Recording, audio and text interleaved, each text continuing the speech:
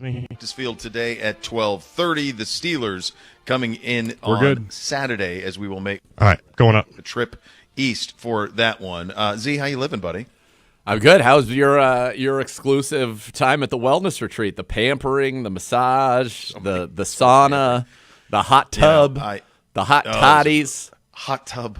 It was hot toddies, everything. I mean, every once in a while when you have a throat situation, as I currently do, you need to go on a wellness retreat and just be pampered. It's totally appropriate. Yeah. And so it was all of those things. I would say that the brunch was lacking a little bit. It leaned a little too heavy into the pastries. I prefer more of the meats. Brunch I don't need a lot of the pastries. Carbs, prime rib, king crab legs. Right. That's a brunch. Yeah, that's all you need. I don't need all the pastries. So that was my one discrepancy with the retreat that wasn't quite all the way there. And as you can tell, my throat isn't all the way back. So they didn't even do the number one job, which was heal the throat. And I was hopeful that a certain amount of rubbings would get the throat back to 100%. It's not. It's about 87, I would say. Feels 86. like you sound like you're in need of some lozenges, which is a word I like to use. A nice lozenge for you. I think that would be helpful. But listen, if you need me to do the heavy lifting, I can do it. I did yesterday. Yesterday we were out there. We're going to have some people at the podium today, which is also very nice. We did not have that yesterday because the schedule is different this week. I can't even believe it's Thursday. That. Going forward, this will be the Thursday schedule, kids. So Wednesdays are going to be nothing? What do you mean nothing? Yeah, hold on a second here, Gibbe. Wednesdays you used to get – oh, no, right. This is right? This is still the same. Coordinators on Thursday, but Wednesday Coach was just later. Normally we'd kick off Wednesday with Coach. Correct. And normally we'd have Schwartz live today. Yeah. Well, you'll hear from Jim Schwartz. Well, you're going to hear. But he was from earlier today. Yeah, you're going to hear. So this is the new times in terms of what switched? What changed? I feel like our coaching staff has done this since Kevin got here, where with like 5 or 6 weeks to go, the schedule turns a little bit, and practice is a little earlier in the day and meetings later in the day. So maybe it's something to keep them on their toes. I don't know. Okay. Yeah. All right. Well, I don't know and adapt. I don't know if the Wednesday schedule is going to change, but like the Thursday, like Jameis Winston will talk today. Normally he talks on Wednesday. Everything's backed up too because of the Monday night game. That's also screwed up as well. Hoping. But I do know that the Thursday schedule, this is the new Thursday schedule going forward. Okay. Did you guys have snow days? Yeah. No, I have an inch. No, Mike, but I'm bombed. The children, yes. Yeah, the children, not us. I mean, it is snowing sideways right now. Yeah, literally. It is not in a It is really literally good place. snowing sideways. Yeah, it was one of the rare things that I've ever seen here, which was an absolute blizzard in the middle of the night, but I was awoken by the sound of thunder. So it's rare that you get the thunder snowstorm mix, but that's what we had last night. Yeah. And then we got the call at like 5:40 that school was out. Yeah, we got a 6:15er. Wow, that's an early. Yeah. 6:15er for my children. That is the mother of all school days or snow days. When you get the notification and it's dinner time? No, this morning. Oh. AM. I thought you were getting it last night. No. And I'm like, no. You get it at 6:15 I almost think it's better I'm though up till to 11, like kids. I'm thriving. I don't know if that's better because I think there's something about waking up thinking you have to go to school and then being like, no, I don't have to go to school.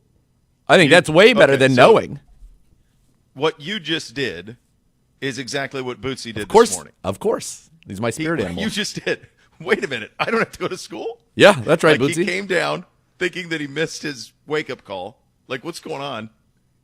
And he did exactly that. Wait a second. I don't have to go to school today? And then he ran off like Kevin from Home Alone. Yes, just overjoyed. I think that's more screaming. joyous than finding out the night before. Yeah, because it's an unexpected gift. It's an unexpected gift. It comes out of nowhere. That's right. It comes out of, and so, yeah, it is. Now, the one negative of this was NBC was all thrilled that he was going to have it, but his 7th grade basketball game tonight has now been canceled. Oh, no. And so he was thinking, well, we'll just make it up on Friday, but I don't think that's the case. I think they're just not going to play it. So you only have so many games anyway, and now one's not going to get played. Yeah, you want to get your hoops in. Yeah, so he was initially thrilled, but then it started to dissipate as the day went along. Yeah, a little sadness is set in. Yeah, infinite Infinite sadness and now, some melancholy. we used to, once you're in high school, you get the snow day and you're like, well, it was just a practice day anyways. We don't have to practice. Right. Great. That's a double bonus. And then you get the call from coach. I found a church that'll let us in their gym. Practice is at 10 a.m. You're like, no. Yeah. I have a feeling that the good folks out here in Hudson would wish that they wouldn't have called it off, because I did get an email around noon that said that all of the extracurricular stuff at the high school is back on. So I don't know if, like, boots on the ground at 5:30 in the morning, which was pretty dicey, quite honestly, around that time. But then as the day has gone along, now there's not much to it. I mean, it looks like it is snowing legit sideways, right? Luminaries at Olmsted Falls here, have told me it comes down to the school buses. Do you have busing? Yes, yeah. If you have busing and, like, the buses can't get going at 4:30 or 5 o'clock in the morning, or have trouble getting started, or you got to, you can't get them out of the snow drifts, right. That's a big part of it. Yeah, and you can't have kids standing out at the bus stop, Why not? We did. I didn't even have busing. I had to walk. I don't know. That's something that they're concerned about, is that type of thing. Yes. Did you guys watch? Did you guys talk about Hard Knocks yesterday? We did a little bit, but I'd love to hear your take on it. I didn't know if I was going to be interested in it or not, just because of this time of year. I'm so inundated with football, and there's so much to discuss that in terms of just the games, that it's hard to find the time. But last night, as I took the night off from coaching to try to save my voice, I was watching a little Buckeye basketball game. That was a disaster, so I found it, and I watched it. And what I did think was really cool about it was it showed you how – my favorite part of it was how it showed how Pittsburgh prepared to play Cincinnati and how Cincinnati prepared to play Pittsburgh. And as I watched that, I just thought, well, I get it. I understand why Tomlin doesn't ever have a losing record. Like, it is and I understand this he's is incredible. Daily, and outside of Gibbe, who's Gibbe's eating this up right now. Gibbe's what was that? Tomlin's number one, Gibbe? Tomlin's number one. You guys are number one. But I just like, oh, boy, there's accountability. There's intensity. There is, you will perform. There's not really any other choice, juxtaposed to Cincinnati's approach, which is very different in tone. And to me, it was like, well, I get it. I understand it. It makes sense. Yeah, I mean, I thought I said yesterday that, we live in an era now where there are kind of like sports washing documentaries where people do a documentary to kind of tell you their version of themselves. And I think we're going to be getting one of those shortly on Netflix about the New York Jets quarterback based on the trailer. We said this episode of Hard Knocks felt to me like if Mike Tomlin was like, I want to do a documentary on myself that puts me in the best possible light, that it would have been this. Like, I couldn't imagine it would have been any different. I came away from it. When I've obviously talked to Joe Hayden, I've talked to Larry Ogunjobi, Zach Banner, guys who are on our team that have been over there, and it's pretty universal in the approach and the praise for Tomlin, the way he carries himself, the accountability, the honesty, the intensity. I mean, everything was just about winning. It's just all about. That's all it was. It was just about winning and what you've got to do to make sure you win. Are you going to thrive or survive? Like, who are you? Yes. Are you worthy of being a Steeler or not? Yeah. And you're on constant referendum. I thought he came across so good in that. And obviously, look, there are obviously different ways to skin a cat because, Harbaugh comes off completely different than that, but yet has a certain gravity there. I thought, Kevin comes off very well in his leadership style. The one that to me kind of stuck out as a sore thumb was what's going down in Cincinnati. And that's not to say he's not a good coach, because he is. I just think his style stood out as unique amongst the four. Kind of on the opposite side of the spectrum, obviously, is the style of Tomlin stood out as unique amongst the four. I really felt you had Tomlin style, kind of had Harbaugh, Stefanski, and then you had Zach Taylor. And that was kind of how I agree. That kind of shook out to me. I also think because we had the Monday Nighter, we weren't featured as much. I think that's right. They kind of were given, a giant meat sandwich with the fact that Pittsburgh was playing Cincinnati. Well, this week I think should be huge on us. You have Baltimore on a bye. I would agree. You've got the Bengals on Monday night, and then you have us and the Steelers. So it should be. I think this should be a very big, Browns Steelers episode. Yes, it does feel that way. Yeah. I was fascinated by our offensive line coaches seem to kind of always be stars of Hard Knocks, from the great Bob Wiley to what we saw in that. I thought Estevan was certainly captivating and entertaining. I was surprised that he was the one that was doing that, per se, because he's the assistant offensive line coach, but I thought he was very, very – we're not going there to ski. We're not going there to ski. No, I thought that was great. And I thought it was interesting how it must just be standard, like how all NFL teams start the week with kind of a PowerPoint. Yes. They all had PowerPoints. They all said different things. Actually, it's interesting you say that about Harbaugh and Kevin, because their PowerPoint was almost the same. Yep. In terms of what they were selling their team for that week of preparation. I was floored by the beauty of the Baltimore facility. Oh, it's incredible. Jeez. I mean, that was nuts. It was incredible. like in a meadow. I mean, just isn't it like isn't it like Maryland. Under Armour? I don't know. I mean, Under Armour's obviously from there. I don't know, but I think I remember when it was built. Looked like an estate. Where's young Gabriel? Can young Gabriel look this up for us? Can our intern, the G-man, look this up for us, please? He's out of commission for the next couple of days. Oh, he's taking a vacation in the middle of Steelers week. Got it. Jeez, I'm out here on half a throat. Young Gabriel is going on a romantic getaway. I finally caught up on sleep from Monday. Last weekend was the weekend to do that. We're all gone. His lady's got a big thing going on at her job, and it's an important thing for him to be there. So, all right, I respect that, Gabriel. Yeah, but while you're in your car listening to the program, please confirm for me whether or not Under Armour is. I'm pretty sure it's like the Under Armour Ravens facility here. I'll look it up. Fine. That would make sense. Do they still sponsor Maryland, who tattooed the Buckeyes last night on the court? What was that, buddy? Do they still sponsor Maryland, who tattooed the Buckeyes on the court last night? Oh, yeah, 50-17 at half. That was fun. Yeah, it's the Under Armour Performance Center. There you go. Yeah. Yeah, their global headquarters is in Baltimore. Yeah. They still have Maryland. They still have Navy. I think they still have Notre Dame. They have a handful of Under Armour teams left. Not at one point they were really making headway into the Nike kind of stronghold. I think wasn't the Hoff big on Adidas now. Under Armour? Yep, he is an Under Armour guy. Hoff's an Under Armour guy. By the way, what's so great about the Ravens? It looks like it could be an Ivy League college. Looks like it could be. That's what I thought. Yeah, could be in Boston, Harvard Yard. Oh yeah, it was like a country estate.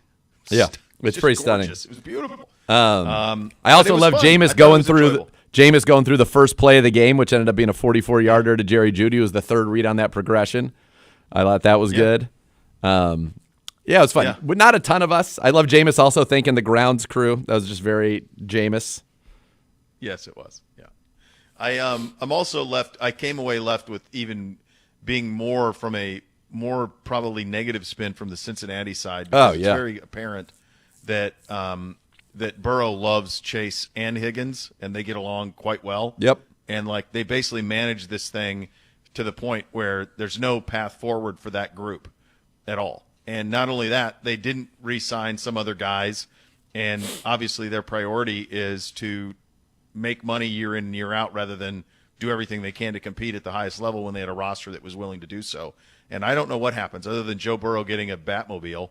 It does feel like he's relegated to kind of a career where he puts up big numbers on teams that are middling. Could be Matt Stafford. Very much. Could be Matt Stafford until it's a stunning thing, and I'm with you. And I think I'm open mind to it, but this Hard Knocks has the potential after one episode, very small sample size though, of kind of doing for Zach Taylor what the one did. Remember the guy who was the head coach of the Falcons, Mike Smith, I want to say his name was, and you're like by the end of Hard Knocks, you're like that guy can't. He's not. No. I think it could cause there could be a full blow up down there. I don't even know. It's a pretty wild. I think it's in play. It's a wild scenario, and you're right. I mean, I wonder if Stafford that actually might be a decent analogy because Stafford always had Calvin Johnson. He'll have Jamar Chase. They'll keep one of them, and the thing is though, like their model can work, and they've been a very successful franchise. By the way, let me just say, for over the last 20 years, 20 years, you would have no problem from their success with Marvin Lewis and Hugh and the Red Rifle and Ocho Cinco and Hushmanzada, all the way back to Carson Palmer. I mean, they've been quite a solid franchise. By the way, I haven't seen that Kimo von Oelhoffen clip in quite some time that they showed in that one. But they've been a very, very good franchise, and part of it has been their ability to succeed in the draft. And I think you're seeing a defense that cannot play right now. And the big scary part is that over the last few years, I think they've invested 7 top 3-round picks on the defensive side, and they have not gotten a return. Hendrickson's likely going to leave, right? He's a free agent at the end of the year. Yeah. You take him off that team. Yep. Yeah, they could be in a very weird spot. And you wonder, does it ever get to the point, where you consider doing what Detroit did? I think it's the other way. Too early now, but is that a team that would consider at some point saying, okay, let's get 3 1s and, find maybe it couldn't be Bryce Young because they've given up their ones, but find like a young, like they got Goff, who had been very good, a quarterback who got, maybe it's like Trevor Lawrence. Maybe say, give us Trevor Lawrence and 3 1s and we'll give you Joe Burrow. And yeah, that was the biggest. The biggest positive takeaway I had was Tomlin. The biggest negative takeaway I had was Zach. And then us and Kevin and Harbaugh were we didn't see much of us in comparison to the others. No. I thought that ours was fine and John was fine, but that Tomlin was the star and that Zach was definitely the one on the low end of the totem pole. Did you find, and I don't know if it was just on this one, I only watched it on one TV, but I found it very hard to go forward or backwards. It was like skipping all over. I don't know if it was just on my one TV. Maybe the Max was acting weird, but it was very strange. I find that, that's my app experience on a lot of them. It does depend on the TV I'm on. Like the TV I was on last night, the fast-forwarded rewind was good, but sometimes it's bad. I actually looked for it like on my cable, like on demand first. Yeah. Because that's foolproof, but it's a Max exclusive. Like you can't watch it through the cable, so you have to be able to watch it on Max. So it was largely okay. I find that the one that's the worst is Paramount Plus. That's my worst app, and I enjoy a great many things on that. So it's frustrating to be there, but that's the one that I found has been the worst. But it was good. It was good, and I think it's a window into these teams. I look forward to the one next week when they're with us and the Steelers leading into that game. That'll be pretty special. For sure. One of the things that will be discussed is cornerback Denzel Ward announced as the Browns nominee for the 2024 Walter Payton NFL Man of the Year Award. It's presented by Nationwide, known as the league's most prestigious honor. The Walter Payton NFL Man of the Year Award acknowledges NFL players who are doing so much more than just excelling on the field. They demonstrate passion for creating a lasting positive impact beyond the game in their communities, and Denzel is certainly that. That was very cool. I saw the video of JW in with Denzel and his mom. They were right there in the studio, where they let him know. It was very cool. Good job by Gibbe getting this thing camera ready. It took a lot. Gibbe was in the background too. Yeah. Tried to stay out of it. What I screw up on the rundown? Nothing. What do you mean? I thought you're fine. Oh, I get anytime I get a look from Nathan. Yeah, it's nothing. No, you're safe. It's great for Denzel playing at an all-pro level, deserving of he's a captain for the first time this year, deserving of these accolades as well. Somewhere I had a thing that had a bunch of quotes on it, but I don't know what I've done with that recently. It's in here now. Well, that was another show. He's got a chance to be an all-pro. He should be an all-pro. Nobody's playing better corner than he is. I just think he's just got to get through this next month, just be available and play. And if he does, I think he's got a chance to be. Yeah. And he should be because he's been unbelievable. Leads the league in passes defensed, 19. 19, career high. He leads the league in passes Steelers defense. Injury news. I was going to say, he's also leads the NFL in passes defense since he came in the league in 2018. Yeah. 7 straight seasons with 2 picks and 10 passes defense. Only player in the league that's done that. I mean, let's give him a little respect. Absolute stud. Some Steelers injury news for you. No DNPs related to injury. Minka, Najee, Cam, Larry Ogunjobi, among others, all DNP due to rest. TJ Watt was limited due to rest as well. Alex Highsmith and some others were limited. Were back at practice, rather, after having some time off. So they're pretty healthy heading into this one on Sunday, and we'll be looking for some revenge. Did you guys guess the scores yesterday? Yeah. Yes, we did. Oh, look how excited he was. It was a tough week, honestly. There was a lot in the Vegas zone, a lot of weird numbers. I think I rallied at the end. There were 13 games, I want to say, and I think I ended up 6-7. But I was like, no, you didn't. It was 5-8. Yeah, It was 5-8. Yeah, 5-8. I try to bring the positivity for you, Z. dude. Hold on. A loss is a loss. I don't really care at tried that to point. get it positive. No, you helped me out. You helped me out on the Miami game. He got in his own head, and I was like, nope, go back and redo this. What was the one that was the most stupefying to you? I'm pretty sure I had Seattle favored over Arizona. And, in fact, Arizona's favored. What was the big one that had the big spread? Philly. Philly's given 13 to Carolina. It was 12.5. Yeah, Philly, that one. Today. I was surprised that I thought the Bucks was low, under 7 to the Raiders. 6. That surprised me. What else? I thought the Bills at the Rams was kind of low on the Bills side. Yeah. But I mean, think about this is why this is a hard week. You have Bengals Cowboys, which I actually think I did get, and I got Chiefs Chargers as well. But 5.5, 4, 6.5, 12.5, 4.5, 5.5, 5.5. Yeah. There's very few on the normal numbers this week. That's because they know we've been crushing them. We have absolutely been annihilating them. And that's even last week with one of the bad, forget a bad loss in real football, real world. That's for a Browns backer or bettor in this case. That was a horrific beat on Monday. Yeah, that was awful.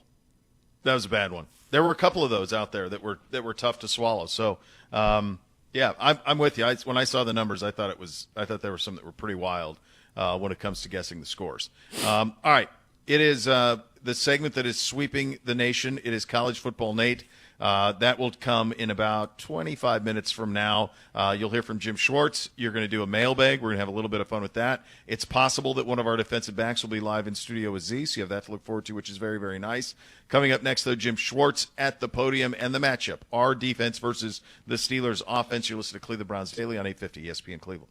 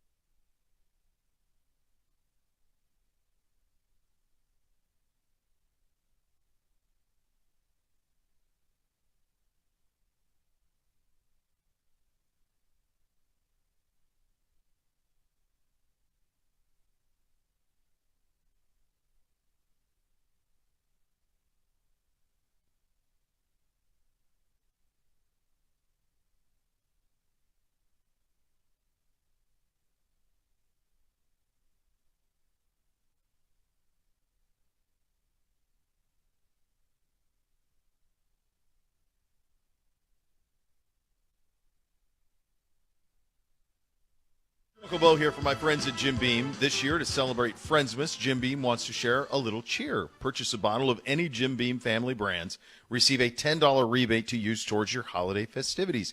Whether you're getting together with friends at your favorite bar, buying ingredients for cocktails at home, or visiting the Jim Beam Friendsmas shop, Jim Beam is here to help you have the best Friendsmas ever. Visit JimBeamFriendsmasRebate.com to learn more and redeem your $10 Jim Beam Kentucky Straight Bourbon Whiskey at any of the locations. 40% alcohol by volume. Copyright 2024 James B. Beam Distilling Company, Claremont, Kentucky. Drink smart. And now we head to the podium and defensive coordinator Jim Schwartz. Such a quick turnaround from the last time you played them. What's the biggest kind of points as you're kind of going back and preparing for this one that you kind of look at? Is it the Cincinnati game, the game they played between, or is it kind of just kind of focusing on what they did the last time? Well, it's a combination of all. I mean, it's not just one game. They have a full body of work from the whole season. So you're preparing for that. And then, you're looking at how they tried to attack you the last time, which is most recent. Since he plays a different scheme than us, so I don't know if there's a lot of carryover, but that's just the way a game goes usually. You try to sort of pick similar opponent and, see how they try to attack you. I mean, at this time of year, there's really not a whole lot of secrets. Division opponents, there's not a whole lot of secrets. Just comes down to, who can execute the best, who can tackle well, who can rush well, who can cover well.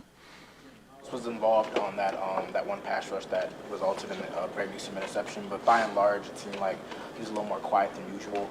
What stood out in that protection plan, and do you, after that performance, maybe try to scheme up more stuff for him, or do you treat it as an anomaly?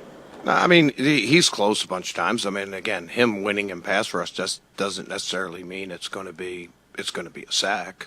So that's always a line that we work, try to accentuate him, try to put him in good positions, but we're also trying to do what's best to stop an opponent too. So, you're always working both sides of that coin.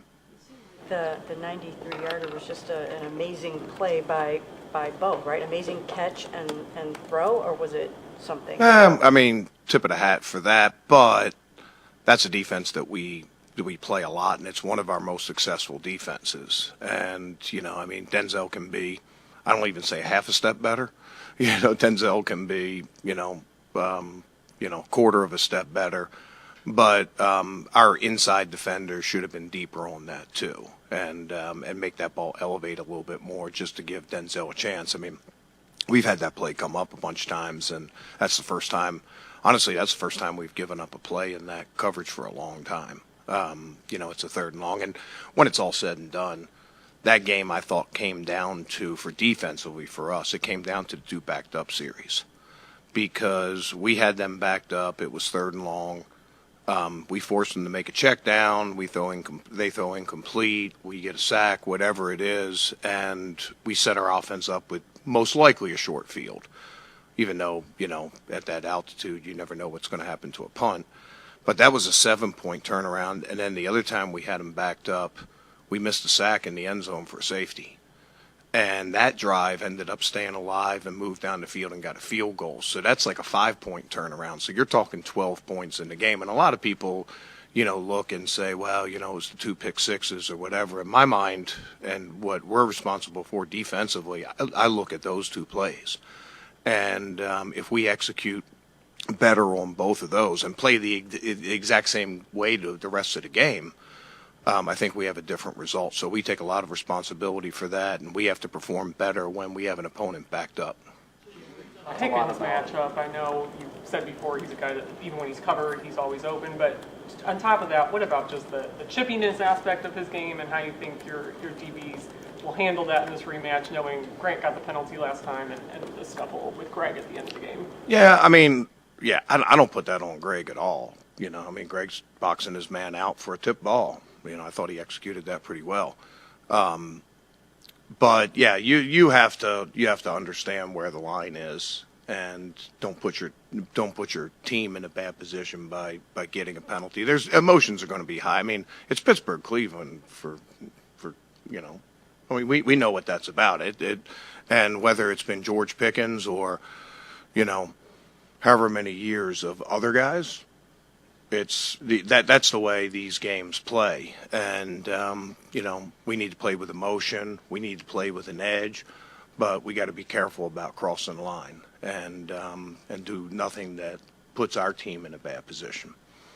Mentioned, we talked a lot about big plays this year, and I know you can't take those out of the equation. You've said, hey, if you do take those out of the equation, overall the defense has played pretty well. I think you've had a dozen plays allowed over 40 yards, wow. Nearly 60 over 20. Why have there been so many explosives, and what's been the problem with not being able to eliminate those? Well, they've been, and probably the problem with not being able to eliminate them is that there hasn't been a whole lot of commonality to them. Like this last one was in a deep zone. We've had given up as one-on-ones in man-to-man coverage. We've had a lot of different. If it was one thing, I think you can take steps to replace. We just, we have to concentrate on just doing our job really well. And, if you let your guard down, it just proves in this league, if you let your guard down for 1 second, you can give up a 96-yard touchdown pass or a 94-yard touchdown pass, whatever it is. And, when it's all said and done, there may be reasons, but there's no excuses, and we take responsibility for it. 3-yard touchdown pass again. You had mentioned that you hadn't given up a lot of completions on that coverage, that inverted two, without giving too much away. Just like, what do you like about that coverage? Because it seems like you do. Yeah, I don't really want to talk too much about scheme. I don't think that benefits us, and it potentially can help our opponents. JOK would be the guy covering that middle zone if he were playing, correct? Yeah, might be reasons, but there's no excuses, Tony. Yeah, I mean, but he's not playing for us. So, again, no excuses. Times that MJ seems to have gotten behind his guy in some of those big plays. When you are trying to clean that up, what does the process look like at practice and taking that film, making sure it doesn't happen again? You were talking about MJ in particular? Yeah. I think a lot of, the plays that he's given up has been more at the line of scrimmage as opposed to down the field, and it puts him in a bad position for down the field. And it's just a matter of finishing at the play, but, you get good receivers in this league. A.J. Brown, that's the one that comes to mind. And, every week there's a dude, right? Every week there's a dude. And, one bad step can cost you down the field. And we just need to do a better job of technique and being consistent with that technique, because a little bit like our defense, MJ's played really well at times, but he's had a couple plays here and there that that is, for a corner, you never want to be able to give up. You want to win your one-on-ones and make those plays down the field. We got a lot of confidence in him. He's going to be a big part of how we win this game. So, he's got a good body of work, and he's working hard to be consistent. Play him off more, man. What's that? Why wouldn't you play him off the man more if he gets beat at the line of scrimmage a lot? Well, he has been at times. I mean, when they were driving for that field goal, you know where he was? He was off. And then you're probably asking me like, okay, well, why don't you get up and press that? So when it all comes down to it, whether you're off or you're up, whether it's blitz or whether it's zone, work hard to play with good technique and, let the defense work and play hard and play with some emotion. Is the Walter Payton nominee for this team this year. How good has he been for you on the field, and then also, locker room captain, all that kind of stuff? Yeah, you can't help but be impressed by Denzel. You guys probably know him well from his career and his roots here. He's a valuable member of our team. He's a valuable member of our defense. And he's just, I'd say a valuable member of the organization, because that goes beyond the team. And he's a valuable member of the community. just an all-around good guy. And the interception that he made in that game, I was telling him the other day, I think that's might be one of my top 2 interceptions in 32 years in the NFL. You know, like stretching out that much on that deep ball and making that play that far down the field. When I was in Tennessee, a very similar play, Samari Roll, who was a great ball tracker. He covered like a wide receiver when that ball went in the air, and he had one that I remember that was similar. But you know, we talked about before with Denzel, like you know, just a matter of time before he starts making some of those. Those were 2 big plays. Unfortunately, our 2 backed up series sort of negated those plays, but you know, him getting his hand on the one ball by playing tight coverage, and you know, Greg Newsome intercepting it, or just him tracking that deep ball, you know, that was just really well executed. And there's not many people, you know, in the league that can make that play, but Denzel can. So proud of him in a lot of ways, not just on the field, but off the field. He does so much for the community, and we're all proud of him. He is breaking up passes and, like you said, tracking the ball and flying downfield to make those plays. I mean, it seems like he's taken his game up to a whole new level this year. I feel like yeah, he's played really, really well when you know, when he's been out there, and he has such tremendous close ability. You know, I mean, like when Tony was talking about like playing off, like he can play off and then stick his foot in the ground and close up ground so fast. Probably more than any corner that I've had in 32 years. You know, and he's just competitive, and he hasn't made all those plays. I mean, he gave up that play to Pickens the last time, tight coverage, a lot of hand fighting and pushing, and Pickens was able to come down with that, and CeeDee Lamb came up with one in the first game.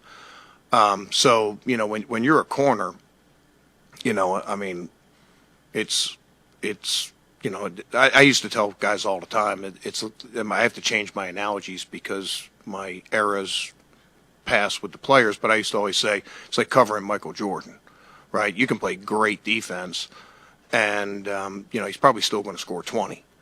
But if you don't play good defense, he's going to score 40, you know, or he's going to hang 50 on you and stuff like that. And you can, when the guy hits a fadeaway, you know, a fadeaway 20-foot, you know, jumper when you're right in his face and it just hits nothing but net, you just go on to the next play and you battle. And I think Denzel's done a good job with that. He hasn't let one play sort of carry over. He's got his hands on a lot of football. I don't know what his metrics say when all that stuff came, but he's got a lot of pass breakups, and we're starting to see some of those plays turn into interceptions for him. One game since you played them, but they backed off on the Justin Fields package against Cincinnati. Do you think that's coming back for you? Yeah, I mean, I think they were scheming some stuff up for short yardage, which we were ready for, and I thought our guys did a good job in short yardage. I thought that was a big part of getting that win on Thursday night. But I think some of it also, Tone, had to do with the field conditions, you know, with, you know, running some of those quarterback runs and, you know, making guys have to defend a lot of different stuff and change direction and stuff like that. It was, I think it was more, in my mind, it was more of a reaction. I can't speak for Arthur Smith or any of those guys, but whether they decide to use it or not, it's our job to be ready for it. All right, that's Jim Schwartz at the podium there, the Browns defensive coordinator, talking about Denzel Ward playing very well, and that's going to be a big matchup in this one. The Steelers, Russell Wilson last week, I don't know if people realize this, threw for 414 yards. That's the second highest total of his entire career. He only has three 400-yard games in his career. One of them came last week because he can get the ball down the field to George Pickens. He had 3 catches for 74 yards. He leads their team with 850 yards, 15.5, a catch, 3 touchdowns. So you got to contain him. You got to watch out for Freiermuth as well. He's second on the team with 41 catches, 422 yards, and 4 touchdowns. And then they've done a great job running the football. Najee Harris, 824 yards rushing. Warren, 312. Patterson's averaging 5 yards a carry when he gets it. Najee Harris over 1,000 total yards already. Warren's been a pain in our side. So this is a good offense, and what's amazing about it is they're starting 2 rookies on the interior, and they have been phenomenal. In fact, over the course of the season, their interior of Sayamalo, Zach Frazier, and Mason McCormick, who was a 4th-round pick out of South Dakota State, at right guard have allowed 2 sacks all season. Now, the tackles, Broderick Jones and Dan Moore, they've allowed 14 sacks this season. The Browns are going to have to create pressure off of the edges there. The Steelers, number 9 rushing attack in the league. They're number 10 scoring offense, and their kicker has been elite. Chris Boswell, he's been the best kicker in the National Football League so far this season. But you got to stop the ground game, get him into 3rd and longs, and then you got to deal with the fact that Russell Wilson Russ is cooking, playing great football. 66% completions, 104 rating, 10 touchdowns, only 3 picks, averaging over 8 yards an attempt. He's been sensational. But to me, you got to limit those big plays, especially Pickens, and then stop the runs on early downs, and the Browns will have a chance to stop the Steelers on offense. All right, when we come back, the hottest segment in sports media, college football with Uncle Bo and college football Nathan Feinbaum, a.k.a. Nate Feinbaum. It's coming your way next. Cleveland Browns Daily, brought to you by Ballybet, a sports betting partner of your Cleveland Browns, now live in Ohio.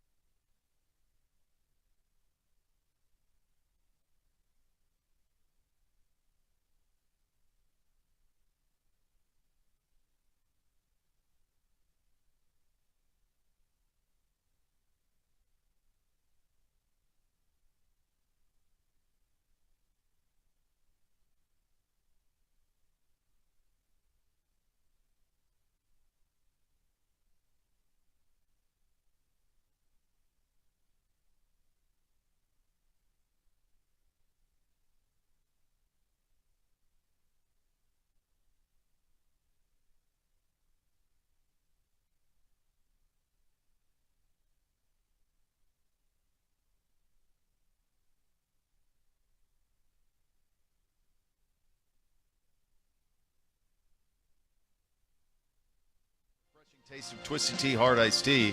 Smooth, real brewed tea with a 5% kick of alcohol. Look for the bright yellow cans. Twisted Tea, keep it twisted. Twisted Tea Brewing Company, Cincinnati, Ohio. Please drink responsibly. Time now for the hottest segment in sports media. It is college football with your Uncle Bo and college football Nate Feinbaum. Hello, Gibbe. Hi, boys. After this, like the playoff, by next week, we'll know where Bowling Green's going to the bowl. That's all the thing that matters. That's right. Maybe they're going to the Snoop Dogg Bowl. I saw a prediction for that. Boy, I'd be in. Isn't that the one in Hawaii? No, that's the one in Arizona. Yeah, it sounds great. Oh, Arizona, that's right. Yeah. Oh, yeah. That's a win. Presented by Gin and Juice. No one gets hurt. Sold. Yep. By the way, I don't know if you're aware of this or not, but Jade said we're having some stream issues. We're watching the stream, and there's nothing. No? We're not seeing it. That's why I reached out to her to see what she was talking about. Okay. Yeah.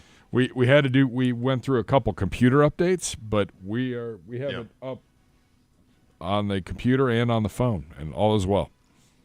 There you go. So I'm not sure. We'll get to the bottom of it if there is. Hit it, Kev. First down. Has Ryan Day allowed his pride to get in the way of his coaching? This question from the G-Man before he bailed. Nate Feinbaum in the front row. I don't know if that's the right word, Bo. I don't know if it's pride. I think it is a perhaps deep-seated insecurity that made him feel like he needed to not just win the game, but to win it in a particular fashion that proved his toughness and the toughness of his team. I don't think that's pride. I think that almost is, it's the opposite of pride. You wouldn't, if you were, it wasn't like he was stubborn. This is how we play, and this is how we're going to play. In fact, it was the opposite of that. It was an insecurity that forced him to play in an uncharacteristic fashion. In fact, in one that was detrimental to his program's success in the big game. And honestly, and for the seeding, as they're going to go through this now in the playoffs. So I don't think it was pride. I think it was actually an insecurity and a desire to prove something to somebody who's coaching in the NFL now and doesn't care. I think it's Marty McFly. Right? Like Marty McFly's pretty good unless you call him chicken. Call him then yellow. He loses his mind. Yeah. And I think that's kind of what it is. I think Jim Harbaugh has been living rent-free in his head for 4 years. Yep. And he equates what Harbaugh said about him is that he didn't have tough teams. And some of it was also schematic. I had a chance to watch the All-22 earlier in this week of the Ohio State-Michigan game, and Michigan, Wink Martindale was basically daring them to run the ball. It was light box after light box after light box. And they just bet on their defensive line would win the line of scrimmage battle, and they did. And they did. But they basically rope-a-doped them into running the ball into the middle of the field because they didn't have people there. Throw it anyway. Ridiculous. Utterly ridiculous. It's also called having somebody plan a trap for you. They set a trap. That's, of course, he entrapped him. There's no question. Admiral Akbar. It's a trap. Yeah. Next. Hell of a choice on that guy's look, right? For the second down. I liked that. I didn't mind. I liked the Admiral Akbar. It's kind of like snot was a bit much. A fish. He always had a bit of a snot issue. Yeah. Well, it's mucus. Yeah. This is an interesting one. Is being in the new SEC actually a disadvantage when it comes to this 12-team playoff? Absolutely not. Absolutely not. That is the only conference in which you will get the benefit of the doubt and still have the opportunity to make the playoff as a 3-loss team. So, to me, that gives you the biggest margin for error. So, is that a disadvantage? No, it's an advantage. Is it a tough conference? Yes. Is it the best top to bottom? Probably. But I don't think it's a disadvantage at all because if Alabama had its record in the Big Ten, Alabama's not in the playoff. No. I'm thinking what this is referring to is just how many top matchups SEC teams have played. That they've canceled each other out. Yeah. So I think they're still going to get 4 in, so they're going to be fine on that front. Everything that I've been saying for months on them is going to be true. Their 9-3 is better than your 10-2 or 11-1. That's going to play out. I think the team to watch in this is Georgia because Texas has not played what Georgia's played. Nobody in the country's played what Georgia's played, and they're probably top to bottom the most talented overall team, them and Ohio State. but they have just faced a gauntlet of a schedule. And I just don't know what type of run they can make. How healthy can they possibly be? They're battered.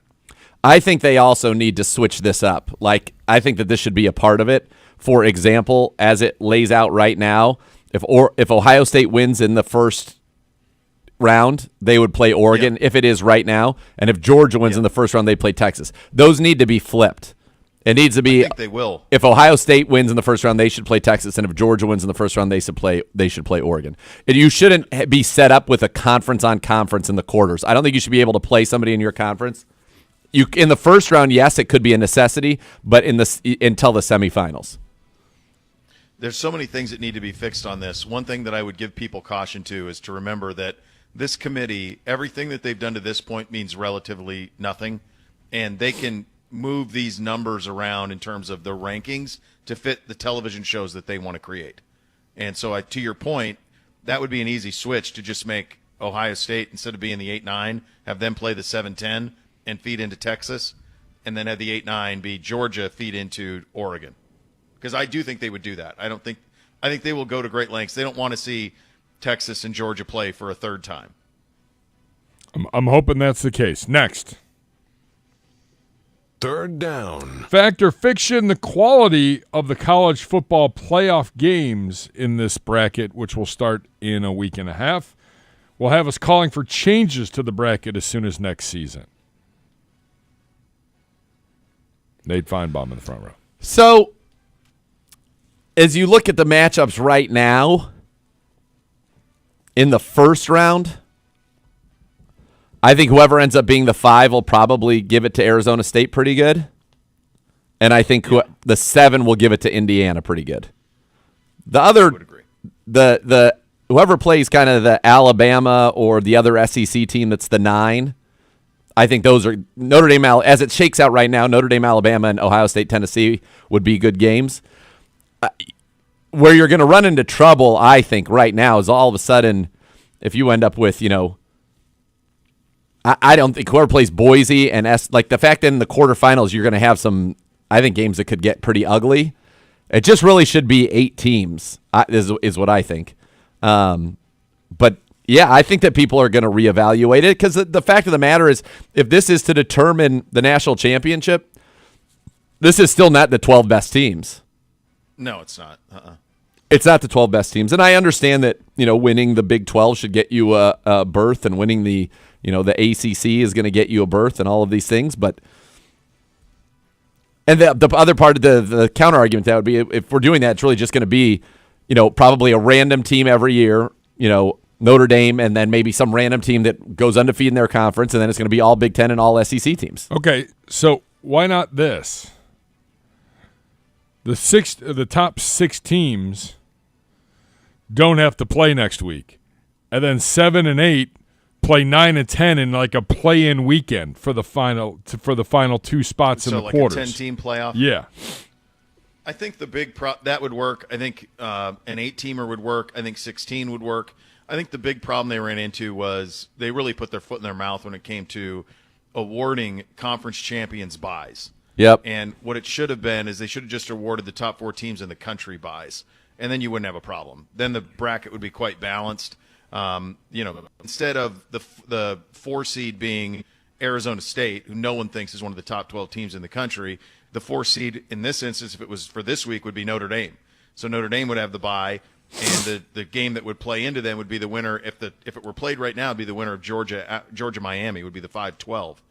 If you got rid of the conference affiliations, it should just be the 12 best teams in the country, the 16 best teams in the country, as determined by this panel. If you don't like the panel, go back to the BCS. But the conference tie-ins is where they got into trouble, and that's how you end up with a scenario where the 5 seed is probably the best place to be.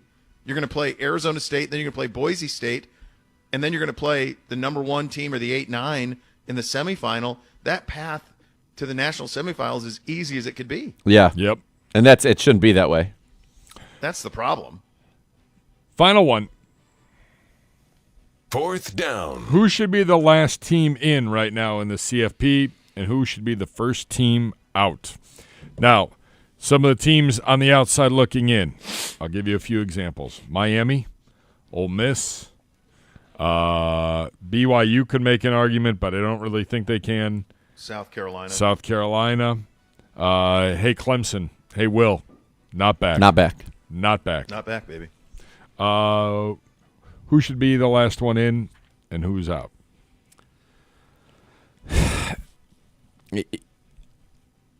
I mean, Arizona State's getting in according to this bracket that we have by virtue of winning a conference, right? Correct. Yep. So the last one in that's not a conference champ is would be Alabama. Yep. It's Alabama. I mean, who are their 3 losses? They got a bad one at Oklahoma. They lost like 24-3. Did they lose to Vanderbilt? They lost to Vanderbilt, and they lost to who am I blanking? They lose to Georgia? No, they beat Georgia. They beat That's Georgia. a big win. That was when we were in Vegas. In that shootout. Yeah, they lost. It was another weird one. Oh, Tennessee. They lost at Tennessee 24-17.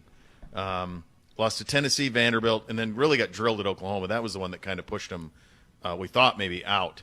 And but Ole Miss, turns out not. Ole Miss also has 3 losses, and Ole Miss also has best win is over Georgia.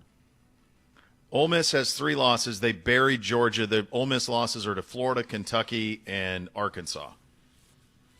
South Carolina's got 3 losses. They haven't lost in a month and a half, but they've lost to both Ole Miss and Alabama. Yeah, that's why they're out. I mean, to me, it's Alabama or Ole Miss, and I think Alabama's going to get a benefit of doubt for just being Alabama.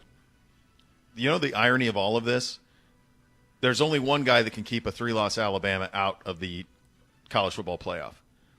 And it's the guy who's an Alabama alum, who most people thought when Nick Saban left, he would get the first call to get the job. And, in fact, he did not get called at all.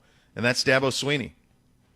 If Clemson beats SMU in the ACC title game, then Alabama is out, and SMU would be in along with Clemson. So you'd have 2 ACC teams in if Clemson can beat SMU in the ACC championship game. Because they've said they're not going to move, they're not going to punish SMU for playing in a conference championship game and having another metric. So SMU would drop, but they wouldn't drop out of it. So Clemson would then be the 4? They'd be the 4. Well, they'd be the 3. 3 or the 4, yeah. And get a bye. That's insanity. That's absurd. That's how stupid this is. Yeah. Yes. Like the bye should be, in my opinion, this is college football, Nate. The bye should be Oregon, Texas, Notre Dame, and probably Georgia, but they got buried. It's not Penn State, though. It's not the Buckeyes. Well, Penn State plays Oregon this week. It's not the it should just be the top 4 teams get the byes. Yes. The reason they did this is they were worried about antitrust litigation, and so that's why they did it. That's why they added the group of 4, that group of 5. That's why they did every conference champion. That's what it's about. This would be like if in the NCAA tournament, the basketball tournament, the 1 seeds were automatically handed out to conference champions instead of the best teams in the country. Right. Yeah. Exactly. Which is ridiculous, and that doesn't happen. No, because it's not. Because it's ridiculous. Because it's ridiculous. That is college football 4 downs going into championship weekend. There you go. Want to get your kid involved with the Dog Pound? Join the Junior Browns Backers presented by University Hospitals, Rainbows, Babies, and Children's in association with Cardinal Credit Union, the official kids club for ages 4 to 12. Join Junior Browns Backers and purchase our premium membership by December 31st. Score an invitation to the premium members only event. Visit juniorbrownsbackers.com to join today. We'll hit the other side of the matchup, our offense versus the Steelers defense, coming up next. You're listening to Cleveland Browns Daily, 850 ESPN Cleveland.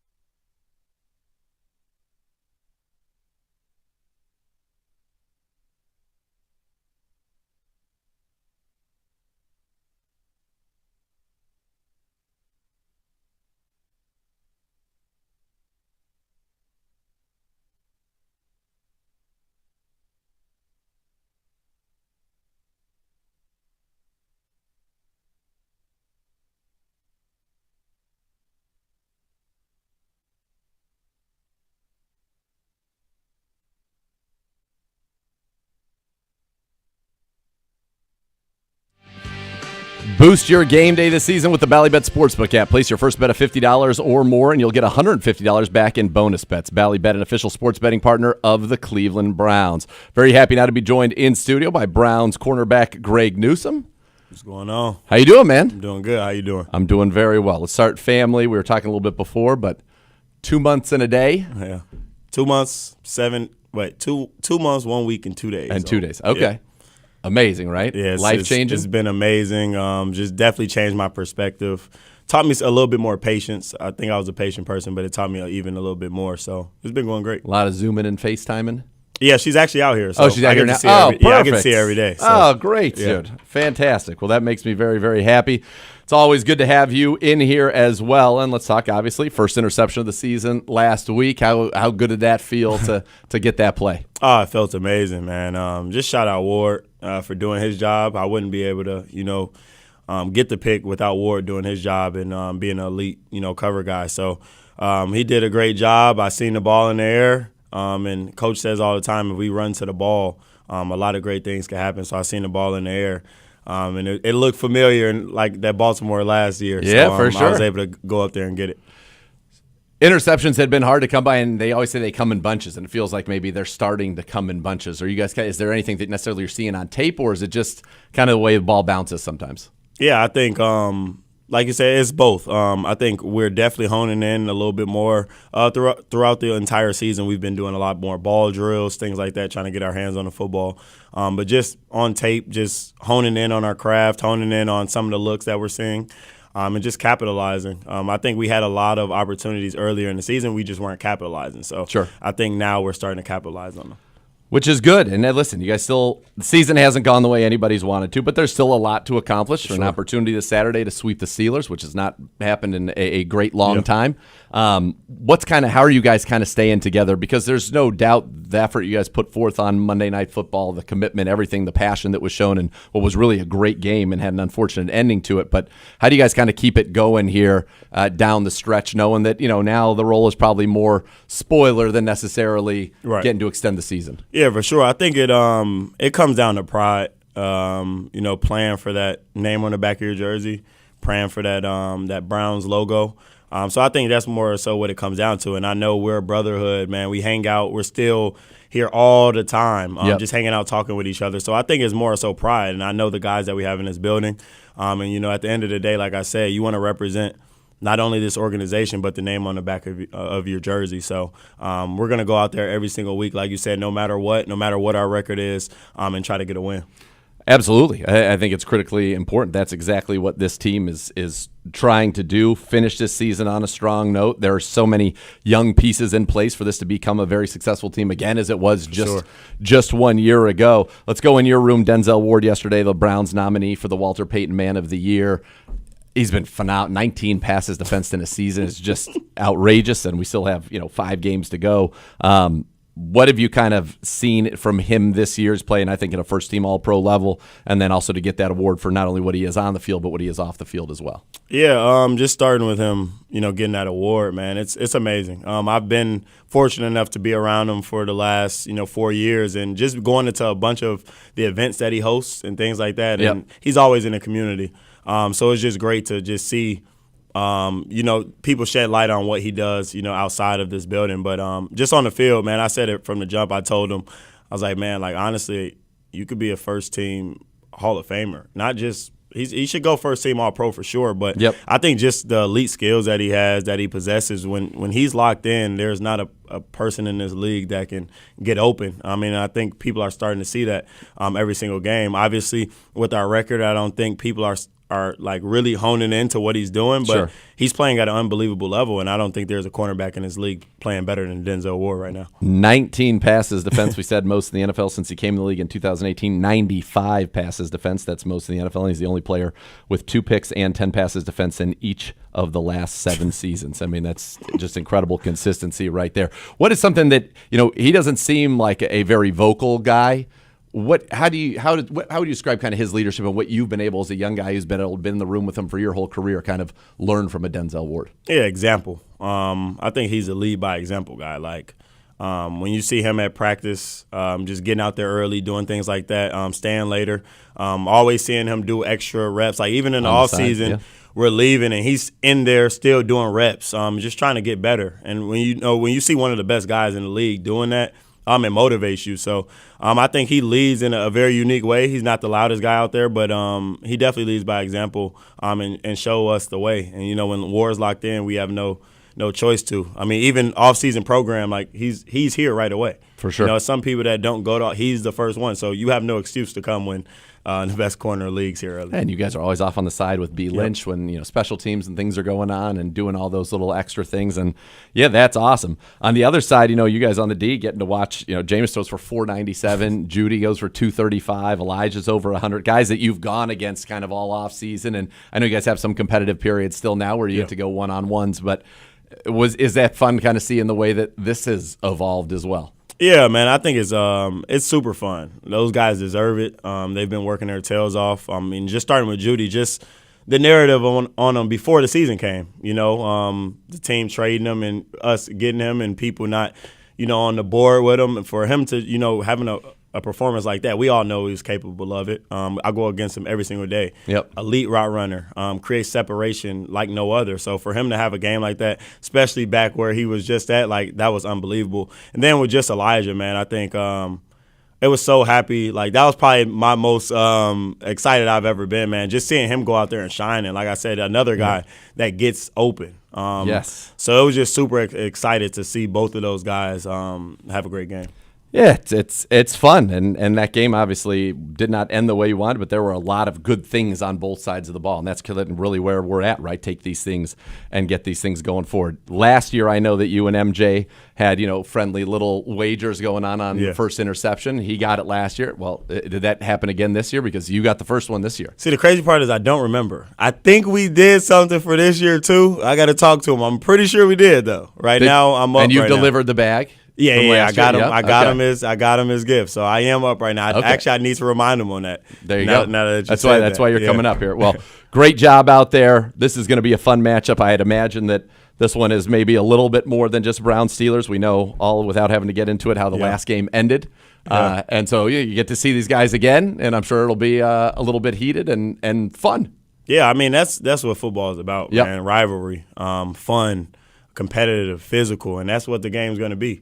Like I said, I don't hold grudges or anything. Like at the end of the day, he's a very competitive player. Like you see it, he's a very high-spirited player. Obviously, you would wish that he wouldn't do some of the extra antics, but at the end of the day, he's trying to win a football game, and that's what we're trying to do. So it's going to be a super fun matchup. Obviously, now it's going to carry a little bit more weight now, sure. But it's going to be super fun playing against the Steelers. It is going to be a lot of fun. An opportunity to do something that has been done since 1988, before you were born. Yeah, way before. Way before you were born. Oh, to be young. It's great. Greg, thanks for the time, and good luck on Sunday in Pittsburgh. Appreciate that. Thank you. All right. Greg Newsome with us when we come back. We're going to hear from Browns offensive coordinator Ken Dorsey. You're listening to Cleveland Browns Daily, brought to you by Ballybet, a sports betting partner of your Cleveland Browns, now live in Ohio.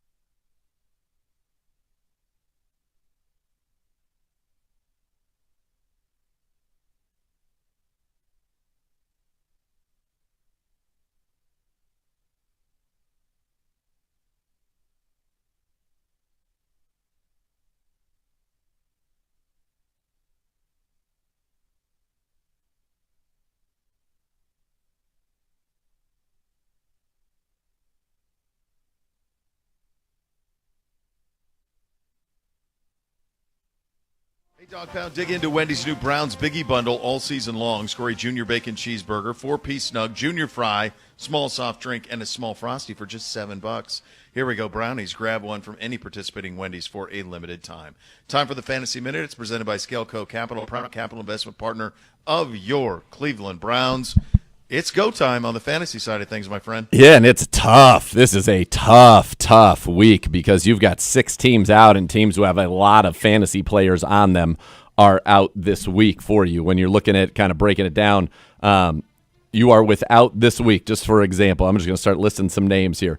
So you are without Bo Nix, who's become a fantasy starter, Cortland Sutton, who's become a fantasy starter. You're without Anthony Richardson, Jonathan Taylor, Michael Pittman. You're without Jaden Daniels, Brian Robinson. You are without Terry McLaurin, who's been very good. You're without Ramondre Stevenson this week. You're without Lamar Jackson, Derrick Henry, Zay Flowers, Mark Andrews, Isaiah Likely. You're without C.J. Stroud, Joe Mixon, Nico Collins, Tank Dell, Dalton Schultz. So we're talking massive guys out here for a fantasy. What is often now with the extension of the schedule, this is a game that is to determine in many cases whether or not you get into the playoffs. This is your last opportunity to do that. So some quarterbacks that you certainly can pick up and play this week, or maybe you're not able to pick them up, but guys that you have to look at as fantasy starters this week.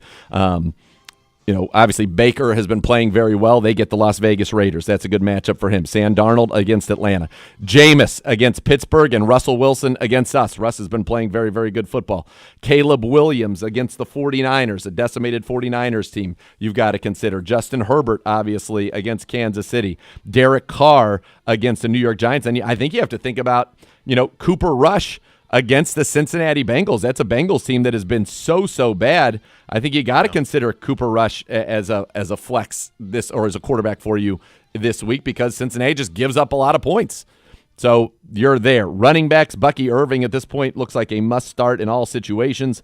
Isaac Guerrero, just from a sheer opportunity volume standpoint, no McCaffrey, no Jordan Mason. Isaac Guerrero, he's going to have to be, a guy that you pick up and that you put in your lineups. Rico Dowdle as well. Tyrone Tracy Jr. of the Giants. I mean, it is slim pickings when you start getting down to it. Obviously, you'd start our guy, Nick Chubb, against Pittsburgh. He had 2 touchdowns the last time that he was there. And then now with Pacheco back, I think you can play him, but really, that's almost become a little bit of a split. Well, we'll see how that goes forward. But the first one back, there was still enough Kareem Hunt that if you were playing Pacheco, that would make it tough. Wide receiver, Jerry Jeudy, must start. Jacoby Myers is a must start now in the National Football League, which is wild to say. Jackson Smith and Jigba remains a must start for you. DJ Moore's starting to get his targets. He's back. Brian Thomas down with Jacksonville. He's playing at a high level. Devontae Smith should be back. That's good there. I mean, you're down so many people this week that those are just some of the names. And, Elijah Moore, I think, is worth picking up and playing this week. The tight end position, the usuals. Jonnu Smith at this point is a must start. We were going through yesterday. Jonnu Smith has more receiving yards and the same number of touchdowns as Tyreek Hill this year for the Miami Dolphins, which is hard to get your head around. Cade Otton remains a must start. Chief remains a must start for you. Freiermuth has been playing very well of late for them. He's somebody that I would give a look to. And if Dallas Goedert is out, which it looks like he could be, Grant Calcaterra in Philly is a guy that you can pick up and play at the tight end position as well. And then for the defenses this week, you're without some good ones. Houston's been a very good fantasy defense for you. Denver's been a great fantasy defense. You like the Eagles against Carolina. I think you like the Saints against the Giants. You like the Browns against Pittsburgh against the Browns. Those are some of at the podium. Those are some of the matchups. And let's hear from a guy who just set a record 497 yards passing for your Cleveland Browns, Jameis Winston, at the podium. It's kind of fun to see how you guys are down. No, I mean it's not fun. I take it very personally, but I do believe in prayer, and I know prayer works. But I still focus on the decisions. I can work technique stuff. I can work fundamentals, and I'm gonna continue to work fundamentals. And understanding that when those moments come up, focusing on the fundamentals and technique more than the moment.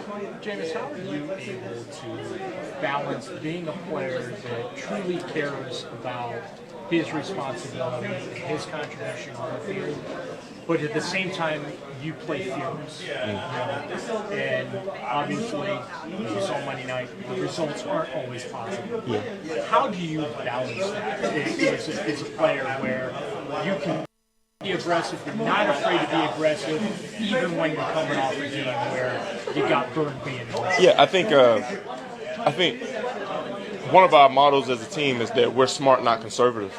And my approach to the game is to attack the defense. But the beautiful thing about the quarterback is, like, we touch the ball every single play. And it's more important to take care of the ball than sometimes make that huge play. But when the play presents itself, we make the play. And I think in Monday's night case, plays presented themselves, particularly the last 2-minute drives. When plays were there, I just didn't make the play. So analyzing that is, I'm going to make the play when it's time to make the play. Yeah.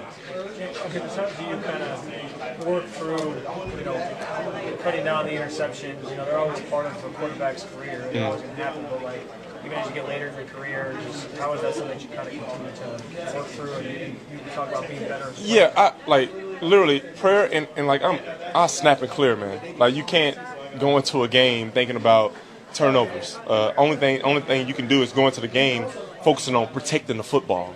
Like, there are certain things that we focus on as an offense, like, hey, 0 giveaways, making sure that we're winning the turnover margin, and that's our focus. I don't focus on little things about myself, you know what I'm saying? I focus on my technique. I focus on one play at a time. I focus on being the best teammate that I can be and leading these guys to a win. Ultimately, I have to put them in the best position to win, and when it's time for me to make the play for the team, as a great quarterback, I have to make that play, and I am. James, you've taken ownership of those pick sixes and the plays that you would like to have back. How much do you value accountability and holding yourself accountable in front of your team and the media and everybody? Man, accountability, dependability, credibility are three things that those abilities are very important to me, right? Because if you're able to take the good, you should be able to address the not so good. If you're able to want the best from one of your teammates, you should be able to take the criticism from media or from coaches as well. And I think it's a balance between both. Obviously, I don't want to get criticized, and I don't want to have to talk about bad football. But when it does arise, you be accountable for it and you get better. James, this is a football team that not only can intercept the ball, but they're really great at forcing fumbles. Yeah. So, what is your mindset heading in, just in terms of ball protection? Yeah, just having a heightened awareness that this is a great team. This is a great defense. Just having a heightened awareness when I'm in the pocket, and just going out there and just playing. Man, I love this game, and it's more about the game and just snapping and clearing and having fun and going out there and doing what God has blessed me to do. Not worrying about the opponent. It's a faceless opponent. It's the Pittsburgh Steelers, and they're a good defense. But every week, it's a faceless opponent. Like, how can I be the best version of myself for this team? What does it mean to you, James, that your teammates are solidly behind you after you said you apologized to them? What's it mean that they're so solidly behind you? It means that they know I got their back, so they got my back. You know, and again, is that dependability. They know they can depend on me when the time is there, right? And I have to continue to prove that to them and not just say it. Hey, Jimmy, since 2021, the last time, you kind of had extended period starting. I think it was 14 touchdowns and 3 picks. Yeah. What did you do so well in that stint to have that great ratio? Yeah, well, I mean, we stayed ahead of the chains. We were efficient in the running game, and you know, and things just went well. You know, I believe that my whole process of playing the quarterback position is to focus on those decisions. When you're making great decisions, the outcome doesn't necessarily matter until it does, right? And I know we can get, even in our lives, we can get so outcome oriented instead of the true integrity and the values that we possess. And I continue to focus on that. I'm gonna make when I'm making great decisions, I'm playing good football, and the outcome will happen in my favor. So on those last 2 picks, did it feel like it looked like those guys are open? So were the decisions right? The decisions was right. The technique, an out-breaking route, you can't leave the ball inside. I done seen that a lot. You know, that's not my only pick 6 to the left. that I've seen that I had to go and chase down. You know, when you lead the ball inside on throws to the left and the receivers out breaking, that happens. That happens in the NFL. When you're in the red zone and the ball is low, you know, you get picks. You know, and that honestly, the one that Nick, I don't know his last name, the one that he made, Bendino, like that was a great play. Like he hid behind Jordan, I threw it and he just snuck in there and he took it to the house. You know, they make good plays too. He's having a great year. But as a quarterback, man, I had my reads right. When I come back, I can't be patting the ball. I got to let that ball fly or scramble and do something. You know what I'm saying? Like those are the split-second decisions that the quarterbacks have to make. And sometimes when those decisions, when you're not making the decision at the right time, when you're not when you're patting the ball or something, that's how sack fumbles coming. You just have to learn from that and try to avoid those situations.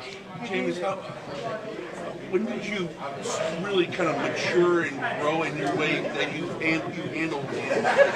Have you always? I mean, was there a moment where you went from dwelling on it to much now kind of moving on and getting? Well, the biggest year that that it in the case 2019 was one of the most up and down years I've probably in NFL history. But for me, I mean, I was having some stuff going on, and that year is where I felt like I thought about it too much. You know what I'm saying? Obviously, I love the game, but I thought about negatives too much. And you can't think positive and negative at the same time. There's no way that your brain can do that. Like you either gonna think positive or you're gonna think negative. It's one or the other. And I believe like that just weighed on me because I wanted to do so good. But and I think after that year I had to understand, like, again, being around Drew, being around talking to Byron and Clyde Christian and BA after that season, because we did great on offense. I just had some unfortunate turnovers. And turnovers that can change the outcome of a football game. So talking to them, like, Jameis, keep focusing on your decisions, right? Keep on playing, Jameis. Like, don't let that define you. And that's what I'm doing right now in my career. I'm not going to let a narrative of turnovers define who I am. I'm going to continue to step back up to the plate. That's a baseball reference. I was a great baseball player too. Keep on stepping back up to the plate. And swinging for the fences, but man, I'm swinging to hit line drives. Sometimes when that home run, when it's right down the middle, and it's high inside for me, you hit it out the park. But when you got a good pitcher that's staying low and away, man, you hit a line drive in the right center, and you live to fight or live to have another at bat. We're gonna take a couple more. I know you've only been part of the rivalry for the one game here, but this organization hasn't beaten the Steelers twice in the season since 1988. Yeah. In a year where some of your bigger goals obviously have kind of gone away here, how important or how beneficial or how much of a motivating thing is for you guys to kind of get that done this year and beat this team? It's beautiful, just the history, when you think about the history of any organization, and definitely this organization with beating the Steelers, right? Again, man, getting a win in general is going to be important to the organization. The fact that we have an opportunity to do it against the Pittsburgh Steelers is going to be even better. I love statistics. I love history. And hopefully, Lord willing, man, we can get that for this city, for this organization. James, what did you think about Scott and Mary Kay? The hit on Trevor Lawrence, and then the discussion about quarterback slides, and did you have to slide earlier and all like that? Yeah, like personally, as a quarterback, man, we have to be able to protect ourselves, right? When we're sliding in the middle of defenders, feet first, like that's tough. Like they're taught to hunt, And I think in terms of the defender, man, I do believe that sometimes you can let up and you can let them go, but man, that's tough. This is football that we play. And NFL has done so much to protect the quarterback position, like especially within the pocket. When we outside the pocket, I had to play where I knew it was helmet to helmet, but I was getting sacked. And I asked John, I said, I was helmet to helmet. He said, James, you getting sacked and you can throw it around. I didn't know the guy was going to hit you in the head. You know what I'm saying? And he didn't say that, but that's what I heard. But I know I got hit in the head. But I believe, man, it's an unfortunate situation. I hope Trevor is healing well. But I think as quarterbacks, when you slide feet first into a crowd of defenders, man, they're taught to hunt. Like we have to find a better way to protect ourselves. And I think the 3-game suspension Like, it's out of my control, but I think everyone has a role in protecting the quarterback, defenders and ourselves. Jameis, you got a taste of the Cleveland-Pittsburgh rivalry in Cleveland. Now you guys are taking it over to Pittsburgh, all the terrible towels. You've got Alex Highsmith coming back, all the usual suspects, TJ. What kind of intensity and just... Man, I know it's going to be an amazing game. One, because they have great players, and two, they have an excellent head coach who's been here before and knows about protecting their house. So we're going to have to go in there with our excellent head coach and be ready and be more prepared than that Pittsburgh Steelers team. James, so I know you said that you're not a Brown until you beat the Pittsburgh Steelers. With history said that we haven't beat them twice in 1 year. How important is that to you? Man, it's important to me because you're my brother. So we got to go out there and fight for each other, and we got to go out there and find a way. And I do believe that we can find a way. Do you believe? Yes, sir. All right. Good. All right. I don't know how you beat it. It's so it's much great. fun. It's pure joy, and you got a combination of very serious. You got a combination of his ability to say serious things, but also in a very entertaining manner. You got some things that were pure entertainment, like if they throw it down the middle. Well, for me, it's high and inside. If I'm gonna hit a dinger, just incredible. He was an incredible high school baseball player. He actually played a whole full year of baseball at Florida State when he redshirted with football. Was a pretty competitive reliever out of the bullpen. Also played a lot in the field as well. So he's real on that in terms of potentially could have been a professional baseball player as well. I did want to shout out our good buddy Red at work. The Avon Eagles are driving to Canton to play for the state championship. Let's go, Elder! Come on, Mike Elder. Bring it home. Baby. Bring it home. So they got a chance to win a state championship this weekend. So let's go. Good luck to the Eagles this weekend. They play tonight. They kick it all off tonight. I've covered them.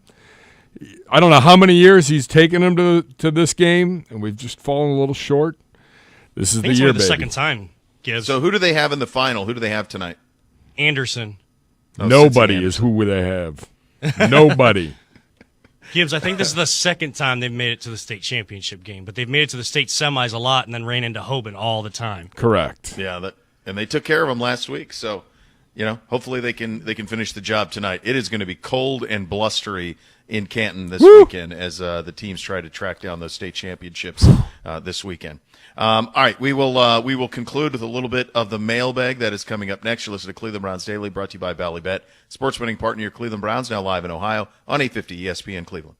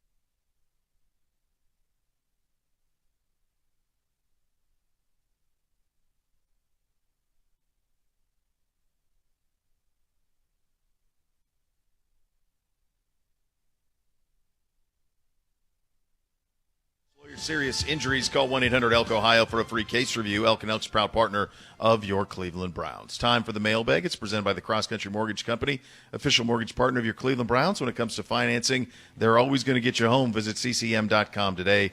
Equal housing opportunity, NMLS 3029. Hello, Gibby. Gentlemen, hi. You can tweet your questions to @Browns_daily. Again, good luck to the Avon Eagles tonight, 7 o'clock against Cincinnati Anderson. Yep. Also want to shout out the – you're on. I will. Also want to shout out the Kirtland Hornets. Tiger Liberty, he's like a legend. I don't know how many championships they've won. They're going to the state championship. Last week, Kev, if I'm correct, they clinched their game and never threw a pass. Never threw a pass. They were 0 for 0 in pass attempts. Of course, his son is back, Jake Laverty, back at quarterback for Kirtland, and they had 465 yards rushing on the ground. That's thanks to Laverty and a guy that we loved on High School Hysteria here at ESPN Cleveland, Danny Alfieri. Tiger Laverty has such an amazing program. They start when they're like in kindergarten.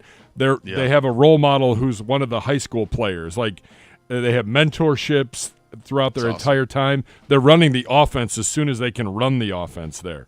But beautiful. That's how you do it. You're not on. They're not on.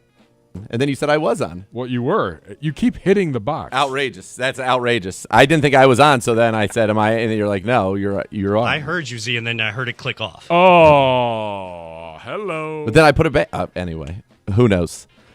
That's why we need lights. That's why I'm on my normal side. I got my light. I'm just fine. Okay, yeah, just sure. fine. Just fine. Mic on. Got it. We just known. Otherwise, you could talk. What I was going to say is, didn't Michigan have a game wasn't Michigan Penn State last year where they didn't run in this the second half? Yeah, or didn't pass in the second half. Didn't pass. That was at State College last year, yeah. Yeah. It's wild. That has got to be as demoralizing as it gets to lose a game where a team doesn't even try to throw the forward pass. Right.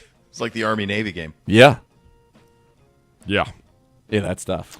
Oh, Kirtland's got Coldwater. Sheesh. That's a tough game. Where's that? Where's Coldwater? These are all in. They're in the MAC. There's this conference called the Mighty MAC. It's Western Ohio.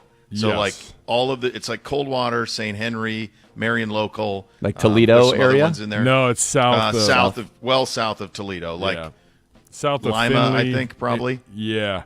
It's in a weird spot. But they have produced great football teams. Oh, extraordinarily great football teams. Like Marion Local, who's going to play for the Division 7 title. They just broke the state record for consecutive wins. Like they're favored by 40 in the state championship. Oh my God! Yeah. Won a state they beat record Coldwater 14 this state year. Title. They beat Coldwater. They've won more state titles than anybody. They play Coldwater this year that's their big rivalry game. Coldwater is a favorite over Kirtland in the Division 6 game. They beat the brakes off of Coldwater. The 50-50 for it was $23,000. Excuse me? That's right. That's right. It's like the an whole NFL town game. Shut down. And their stadiums are amazing. Their cities awesome. are crazy. So most really state championships come from either this area or that area. Do No. Columbus teams have some legit sure. squads? Oh yeah, for sure. And they've had state championships. Pick Central, Hilliard Davidson, some of those. There's a Division 1 team from Columbus that's playing this year. Olentangy Liberty is playing against Cincinnati Moeller in the state championship game. Usually, it's the private schools at the high school that the big great because they Division 1 are recruiting. Moeller, X, they're recruiting. Eds, Ignatius, Eds, Hoban, all of those. But good luck to those two teams. Sandusky Perkins, I think the other closest team. They're playing as well this weekend. So best wishes to them. Kyle Ryan tweets at the show mainly for Bo, but Nate Feinbaum should answer too, even though we know his answer. If you could only watch one, which would it be? A college football playoff game or the NFL playoffs? College football playoff in its entirety, or NFL playoffs. Well, we're not in it this year. Yeah. So I suppose I would take the college just because I'm curious. The one thing I would say, though, is both are going to have stinkers. There will be some games in the college football playoff that are just trash because of the way it's set up. And there will be some NFL ones that are trash. Like we've seen like the historic AFC South matchup that you usually get on Saturday at noon or 1 or whatever. So both will have stinkers. I mean, it's obviously the NFL. When you get to the championship weekend and the Super Bowl, it's pretty tough to beat. But I do think I'm curious to see how the college football all shakes out. Yeah. NFL. There you go. Zach Pipala tweets at the show, Nate, the face of the franchise. What is your top 5 all-time Christmas cookie? Love you boys and all the fun you bring to the Browns seasons. All-time top 5 Christmas cookies? Top 5 Christmas cookies. I can't. I don't know. I don't think Zagura eats cookies. Yeah, I can't say that I have a favorite Christmas cookie. It's appalling to me. My mom would make, she was a huge baker, and she would make Christmas cookies every year, a wide array. She had a no-bake one that was like a chocolate, oats, coconut thing that was really good that she did. I remember Mexican wedding cakes. She made those. Those were very good little treats. She would always do a chocolate chip cookie, but that had a peppermint in it. Sure. That sounds good. That was a delight. Those are some of the ones that she did. She was big this time of year. It was big baking. She would really get it going with the Christmas cookies. Yeah, that's where my mother, and when we entertained for Christmas, they started baking like 2 or 3 days in advance. Homemade recipes, great-grandmother's cookies, my Aunt Carol's cookies, all that. Awesome, all of it. Yeah. Love a Dog today. Could we have college football Nate's assessment of the Ohio State 2025 recruiting class so far? Listen, it's going to be substantial. It's going to be filled with 5 stars, but I am seeing a disturbing trend of people decommitting and going to other places along my socials. Now, I don't know if these are legitimate news sources or not, but it looked like somebody decommitted and went to Oregon. Is that true? That's true, yep. Yeah, well, that's concerning. They offered him more money. Phil Knight came in. And the Ohio State Buckeyes aren't supposed to be losing recruits like that. So, I mean, it's going to be a top Buckeye class. Maybe should fork over a little more cash because it's just a never-ending. I just don't understand it. It's a never-ending cycle. That's what I don't understand about this business model. It is it's set up to be a never-ending cycle of spending for what really in perpetuity. The only way that it stops is when the boosters say we're done. Well, I think they all should say that. They all were able to. People wanted to come to Ohio State before, and then they would come, and you didn't have to pay them to come. Right, but now everybody can pay, and so until the boosters stop it across the sport, it's kind of like all of us would say that if we could take our phones away from our kids, we would, but we'd all have to do it. Yep. Everybody would. Yep. There couldn't be one holdover, and the same thing's going to have happen. I think that on that, and I was talking to my kids. We watched Christmas Vacation last night, and they were like half the time on their phones. I'm like, this is greatness that's happening. They're like, well, we've seen it before. I'm like, so what? That's what's fun about it. That's the tradition. It's getting your. And I said, like, I'm glad that when I was a kid, I didn't have that option as a distraction. Like, I almost think that like people, it should be until you're 18, like flip phones. Need a phone? We would all be for it. I get it. Would all have to do I it wish together. I had my flip phone now. Yeah, sometimes I do. Sometimes it's pretty convenient though. Yeah. There you go. All right, there you go. There's your mailbag, brought to you by the Cross Country Mortgage Company. So much more to come, including a fun one tonight. This is a really good Thursday nighter. We'll get to that coming up next. Cleveland Browns Daily, 850 ESPN Cleveland.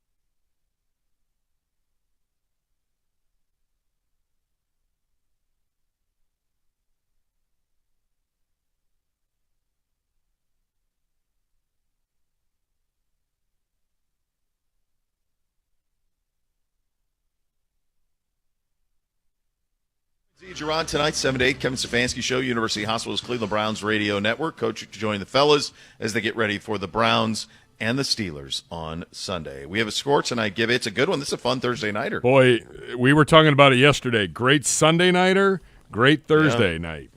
And it starts week, is this 15? Yeah, week 15 in the National Football League. I think it's week 14. Yeah, it's 14. Yeah, 14. 14? Yeah. 14, yep. Yep. Trying to get excited and get ahead. That's all right. I see what you did there, Gibby. Packers at Lions. The Lions with 13 defensive players on the injury report yesterday. They're a little banged up, but Lions hosting the Packers. Nathan. We've had so many Thursdays, like where it was Thanksgiving, so we did it legit, and ours we did it legit. So I think I'm just going to keep with that trend. My coach of the year, LaFleur, that guy is 18-2 in December in his career. Jeez. They don't lose. I think this is a big game. The Lions, it's hard to run that hot the whole time. I almost think they need maybe a little slip up to help them re-energize for the playoff push, and I think Green Bay gets this one. I think they're going to win outright, but if not, I think it'll be a walk-off field goal by the Lions. So I like the Packers in this one, 21-20. So it's interesting, the score that popped up here, because I saw a different score without the hook. We have a hook. We have a hook ski. The hook doesn't make – I just can't – 30. I'm not going against Dan Campbell. I got the Lions winning 27-20, so we'll go opposites on this one. First Thursday all year that we've done that. We're almost always in unison, so this is always – that's an inauspicious way to start the week, but we'll see. I just can't go against Danny Campbell. 15. So we'll see how it goes. The next level's coming up next. Thanks for listening, everybody. Cleveland Browns Daily, 850 ESPN Cleveland.